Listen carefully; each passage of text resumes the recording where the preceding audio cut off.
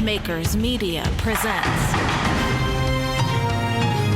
Metra, a climate revolution with songs. By Hartford. A serial scripted audio podcast produced and mixed by Tom Mulvey.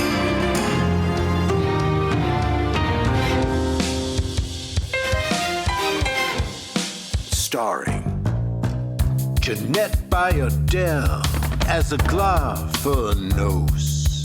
Cherrye J. Davis as Corey, Corinna Schulenburg as Sam, and Fred Inkley as Tyler, featuring Alia Munsch, Sierra Rein, Cristina Obando Sanchez as our wonderful tree nymph chorus.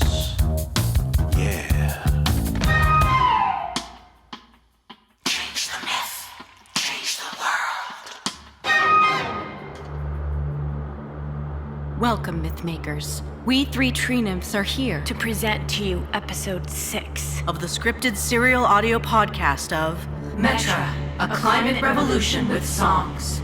We told you there'd be music. So much music. Because music speaks to the soul. Speak to the soul, you can change the myth. Change the myth, you can change the world. And if we don't... A nymph dies. A man dies. A forest shatters. It's high time the people realize I am the only God that matters.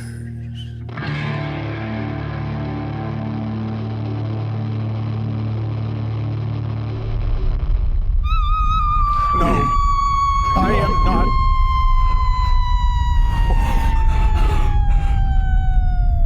No. How did you get me to do that? I am not. I never. The magic is deepening. The worlds are merging. I can feel it. And Tyler, we'll take the anti-pacemaker device you use to keep the security forces in line. I don't have a button. Really, you can search me. I don't like the idea of them. Don't like to get your hands dirty? Or just like the appearance of being a nice guy? That's really unfair of you. Unfair? Yeah, I want to know why him. Aggie, of all the bubble billionaires, why him in my bar? Revenge on his lineage of murder and destruction. Revenge on him, his father's father, all the way back to the man who killed my sister. Revenge? My father? I am not my father. Look, if it's money you want, Yeah, we don't want your money. We want what the outside needs. And what the outside needs is justice. And the greater good. There is nothing good about kidnapping people. Stop wasting my time with lies. We're telling you the truth. I'm someone who likes telling the truth. I used to be a journalist years ago when that was a profession. I don't care. Great. So let me tell you all about it. And Tyler, if you get any ideas about making a break for the door, just know Aglaphonos is standing right behind you. Don't test me, evil king. Please, continue. Thank you. Now that we're all settled in, the story of Sam. Back when I graduated from journalism school, my dreams of having a career that made a difference smacked headlong into the long, slow demise of the news industry. So, to make a living, what I actually ended up doing was churning out content, listicles, slideshows, every now and then some puff profile piece, like this interview I did back in 2025. Supposed to be a feel-good story about a sweet old woman. And at this point, I played these sweet... No. I'm going to. But that's not... I know. That's not what we rehearsed, but I don't think I want to play me presenting as a man before I even knew who I was. Yeah, oh, okay. I understand. Sure. We'll switch. Thank you. So tonight, I will play the sweet old woman that I once interviewed. And I guess that makes me our intrepid young journalist. I think I can pull this off. There I was, flying coach on a red-eye to Heathrow. Big deal for me. And then straight from the airport to the London School of Economics, gawking out the window the whole way. Okay, I enter the building. I blend in pretty easily with college students who aren't much younger than I am, except I've got a battered old rolly bag and a tourist sense of wonder. Gleaming, high-tech, bright white interior, giant vibrant red spheres hanging suspended above me, ascending upwards around a huge white spiral staircase like the Guggenheim on steroids. I get to the right floor, locate the correct office door. I hear old jazz music playing from inside. I knock.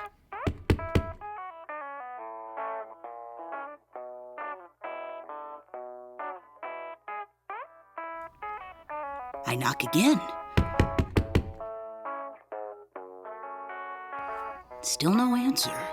I turn the door handle and I open the door. Oh, Hi, you must be the sweet old woman. oh, hello. You must be the young journalist. Please, sit. Oh, you've got your luggage. You came straight from the airport. Well, as soon as I'm done here, I'm driving a rental to Glastonbury to cover the first night of the festival. Oh, that's horrible. I'll sleep someday. Would you like some tea? Oh, I don't think I've stopped drinking coffee since yesterday morning. Whenever that was. So no, we should probably just dive in. Young people and their deep sense of invincibility. A constant reminder of what I no longer possess. So, young person, how would you like to start? Well, as the senior public policy fellow at the London School of Economics. Until next week, when I'm out of a job. You're retiring and being celebrated. Amazing, isn't it? Well, you're certainly held in high esteem. Amazing. I mean, your job is essentially to... My job was... Okay, your job was... I'm pausing to allow you to answer. Yes, just gathering my thoughts. My job was to recommend public policy based on the data. I sought to determine the trends, the probable outcomes, and then make recommendations based on those predictions. And quite a track record. You're like a modern-day soothsayer. My findings, my predictions, if you will, have enjoyed a rather remarkable rate of, shall we say... Success? I'm comfortable with that word. I prefer realization. My predictions have a high rate of realization. You predicted the vast consolidation of wealth that's been occurring. And you predicted how wealth inequality would destabilize democracies and usher in authoritarian oligarchies around the world. You predicted all that. Yes. Well, how do you explain your success? I'm not a success. I'm an absolute failure. No one listens to me, ever. But what about the changes that Exxon and Chevron have recently promised? Another pile of horse manure given credibility by having my name attached. It's the largest... Every oil field keeps pumping away. For 35 years, I've been papers and lectures and books. I never played to people's fear and anger like the oil, gas, and coal companies did. They all knew as early as back in the 1980s that climate change would kill us all. But to keep drilling, to keep making money, they spent millions on misinformation and lies to keep people divided, distracted, disbelieving. They paid for a well-oiled attack machine to destroy the lives and reputations of anyone who spoke out against them. So I did not say what I was afraid of these sick fools so blithely willing to to destroy the world their own grandchildren would grow up in. Deranged, greedy, power-hungry animals. Psychopaths who wouldn't blink an eye to crush someone like me if I spoke out too loudly, poked the beast too insistently. So I told myself that what I said, and the calm, reasonable way I said it, was enough. I told myself that. I am complicit in our coming extinction. As are you. What? By interviewing me. An article intended to give hope, a reassurance. Well, tell me, what should I be doing? Screaming from the rooftops. Screaming what? Take away their money. Wow. In the United States, you have these forfeiture laws that allow the government to take away the money criminals obtain through their crimes. And the greatest criminal conspiracy in human history is climate change. Take away the money of the oil billionaires and the energy CEOs from the heads of banks, hedge funds, and private equity firms that fund fossil fuel expansion. Take away the money from the media titans and lobbyists and politicians who knowingly lie about climate change and use every dime seized to mitigate the incredible pain and suffering that will soon blanket our collective existence. So, why don't you shout that from the rooftops? Oh, at my age, I'd run out of breath. Or maybe it's because it's too late. Or I'm too much of a coward. Or both. Fuck me. Fuck us all.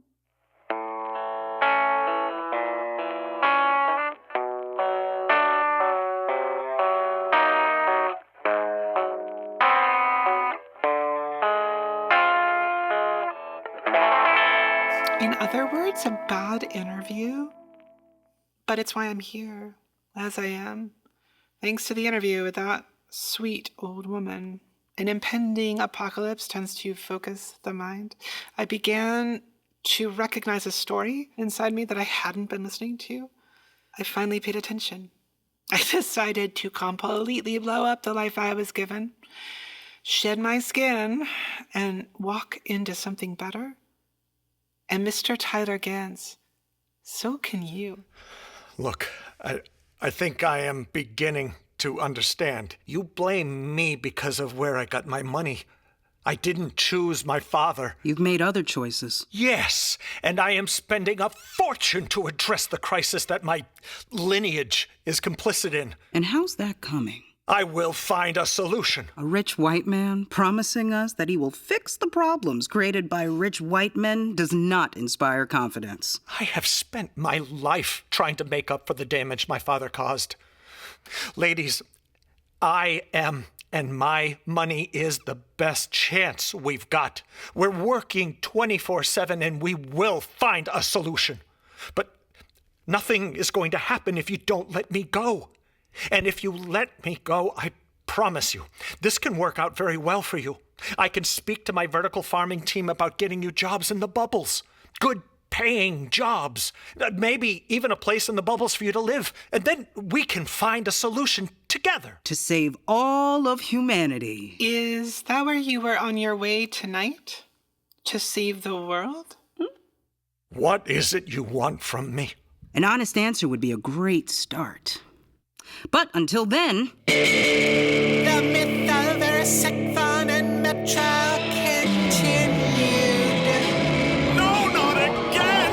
A goddess he defied. He gladly committed homicide. Who dares to be such a royal dickwad? His Majesty, Erysicthon.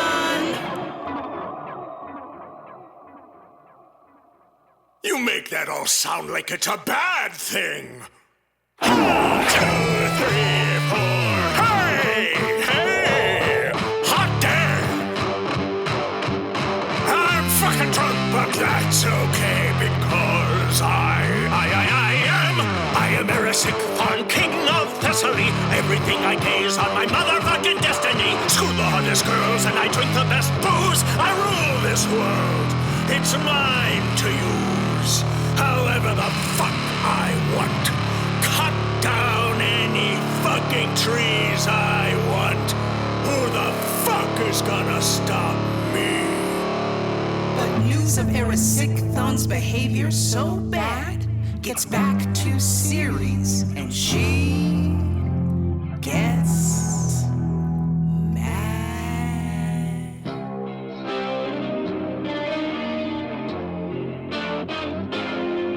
Oh, stupid, selfish man. Arrogance, indolence, decadence. Did you think you were a god?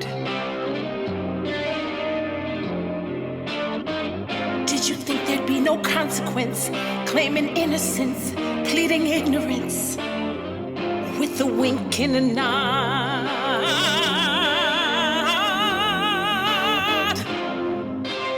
Human. Did you think you could float above it all? What were you thinking of? Get ready for a nasty fall, for you and all you love, for you love.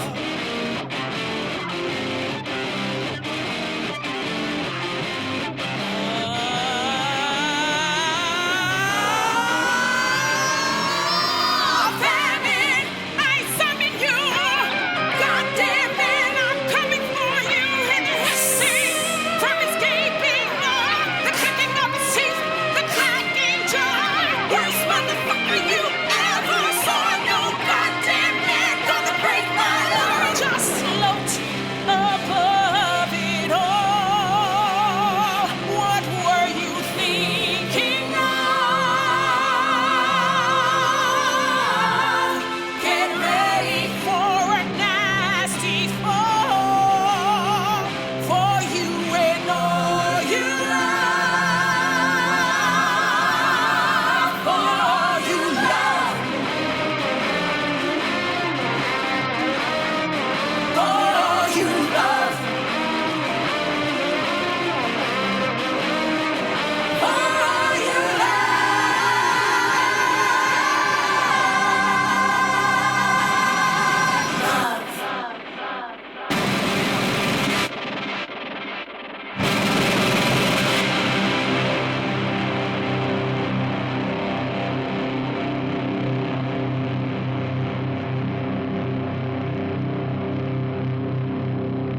I am Sam, becoming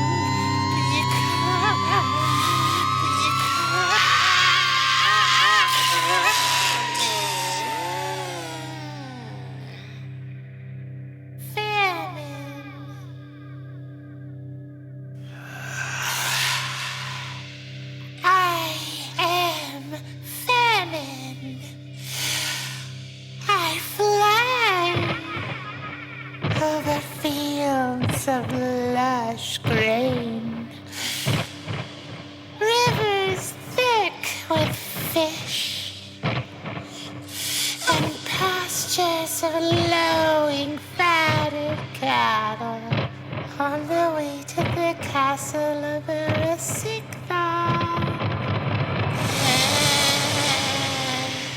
I creep down dark halls, stopping at a door, his door, which swings open wide at my touch. Then, skittering into his room while he sleeps, I climb atop him. I wrap my icy wings around him and embrace him like a lover.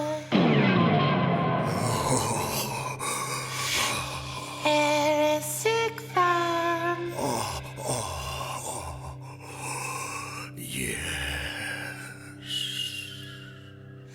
Does the world exist for your rape and plunder?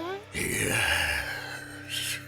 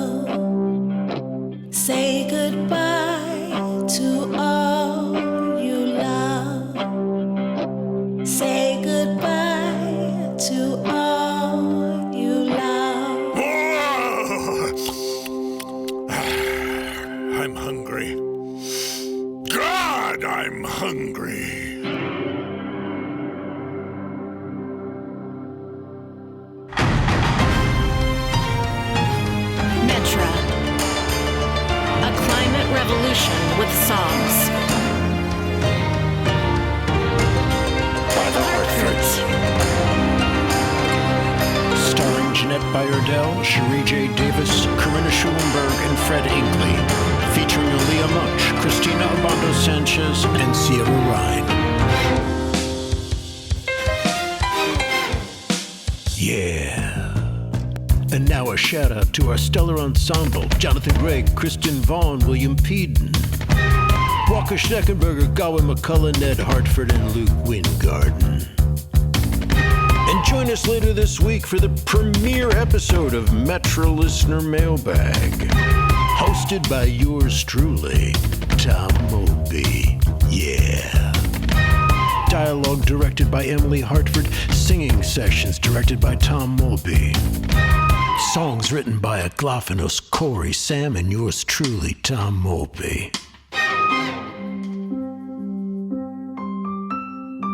Music and vocal arrangements, as well as sound editing and sound design by Tom Moby. All audio produced and recorded and mixed by Tom Moby at MythMakers Media Studios. Principal casting by McCorkle Casting. Additional casting by MythMakers Media. Public Relations and Media Outreach by Tink Media. Visit our website, metrothemusical.com, for a detailed list of credits and thanks. Follow us on Instagram and Bluesky at Metra the Musical, all one word. Metra, A Climate Revolution with Songs, is a production of MythMakers Media. Copyright Ned and Emily Hartford, all rights reserved.